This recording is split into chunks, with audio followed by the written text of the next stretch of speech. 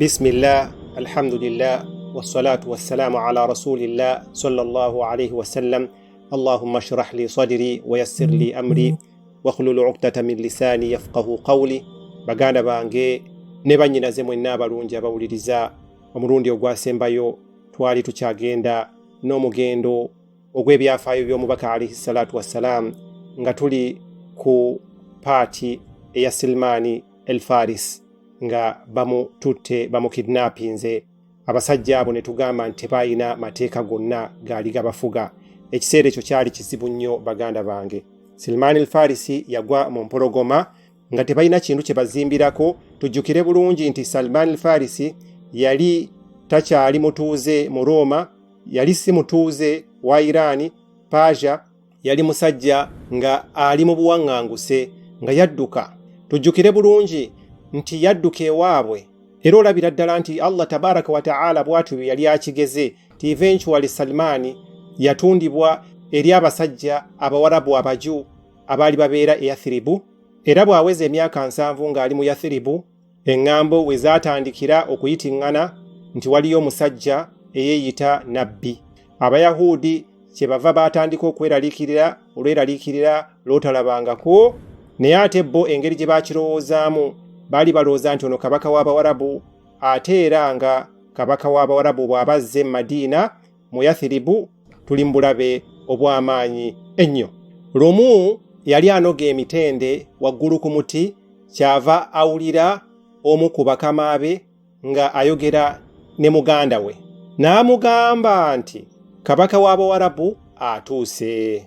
Kati kuno kwe kusenguka okusookera ddala mu Madiina okw'omubaka alayhi salatu wassalam, nga yakamala emyaka 2 Salman al-Farisi nga alinda obubaka bujje ti omusajja gwe bayita omubaka alayhi salatu wassalam nga ye Muhammad sallallahu alayhi wasallam kyava afubutuka nakka wansi n'adduka mangu emisinde n'ayimirira mu maaso ga mukama we n'agamba nti kituufu ddala zze mbuulira kituufu ddala zze. Mukama we kyava amukuba oluyi n'amugamba nti ddayo ku mirimu gyo, oli muddu, genda okola emirimu gyo egy'obuddu, kino kikukwatirako wa.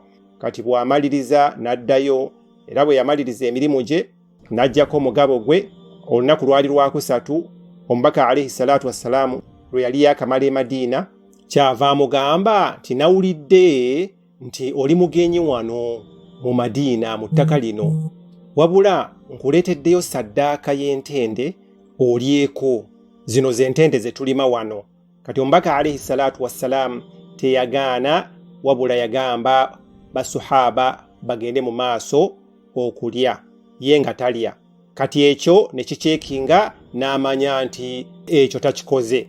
Kati kyava aleeta olunaku olwokubiri essowaani ey'entende endala, n'amugamba nti zino entende zendeese olwaleero kirabo gy'oli. Kati omubaka alayhi salatu wassalam kyava alagira basuhaba okulya nga naye eno bw'alya, n'amanya nti ekyo nakyo kikyekinze akiyise. Kati Salman al-Farisi n'amanya nti akabonero ak'okubiri omubaka akayise. Akaasooka lino ly'ettaka ly'entende, ak'okubiri baatugamba sallallahu alayhi wasallam nti talya saddaaka, alya birabo. Kati ak'okusatu n'agamba nti ngenda kalaba ntya. Omusajja alina emyaka 7, adde eno adde eri, ayagala kulaba mu mugongo gw'omubaka alayhi salatu wassalam, alabe oba asobola okulaba empeta y'obuviiri, alabe oba asobola okulaba empeta ey'akabonero k'obwannabbi gye baamugamba. Ye omubaka yakitegeera, kyava asumulula eppeesa eri omu kifuba n'ayimusa bw'ati ekkanzu n'eyita mu bibegabega. Salman kyava alaba akabonero akasembayo, n'atandika okukaaba amaziga amayitirivu, n'atandika okukiisinga, okunywegera engalo z'omubaka alayhi salatu wassalam, n'amunywegera ebigere bye, n'atandika okumubuulira emboozi ye. Kyava omubaka alayhi salatu wassalamu agamba nti tulina okujja mu buddu gy'oli, era n'amubuulira nti agende agambe mukama we amutegeeze nti ayagala asaba muta. Kati mukama we kyava amugamba nti nno kuta oyina okusimba emiti egy'emitende 15. n'akomawo n'abuulira omubaka alayhi salatu wassalam. Omubaka sallallahu alayhi wasallam kyava amugamba, mbuulira nga sizoni y'emitende ezze. Ekiseera ekyo bwe kyatuuka, Salman al-Farisi yakomawo n'agamba omubaka alayhi salatu wassalam. Omubaka n'agoberera Salman al-Farisi n'atandika okusimba emiti egyo nga akozesa engalo ze ez'ekitiibwa, engalo ze ezirimu baraka. Emitende gyonna ne giba nga gyakula bulungi nga tegirinaako bulabe bwonna bugituuseeko, era omwaka ogwaddako Salman al-Farisi n'ateebwa n'abeera nga yafuna okununulwa. Kati ggwe ekikunnyonnyola kiggwe oyigamu ki gw'awuliriza olwaleero? Ggwe mwannyinaze omulungi ne muganda wange omulu, olabira ddala nti abakristaayo abannamaddala baali basigaddemu batono ddala nga Salman al-Farisi. Baali mwebali naye nga batono nnyo abaali ku bukristaayo obwannamaddala, obwali tebugatta Katonda na kintu kirala, obwali tebuzaaza Katonda.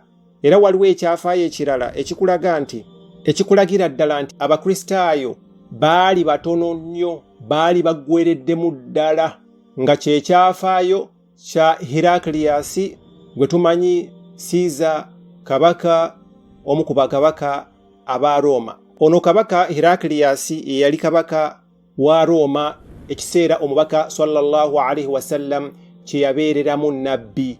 Ng'ovudde ku bafuzi abasinga, ono omusajja yalina empisa nga ate mugezi, ate nga yasoma, ate nga munnaddiini, era nga yatendekebwa mu ddiini ey'ekikristaayo. Era omubaka sallallahu alayhi wasallama amabaluwa ge yawandiika ng'agatuma eri bakabaka mu mwaka ogw'omunaana n'ogw'omwenda, mu mabaluwa ago mwalimu eya Heraclius, era yagiwa gavana ow'e Bahrain, era mu basahaba yagitwala yali Dihya al-Kalb. Ekiseera ekyo Bahrain Roma yali egifuga. Ekiseera ekyo ebbaluwa we yamutuukirako yali alambula ekitundu kye bayita Iliya mu Yerusaalemu.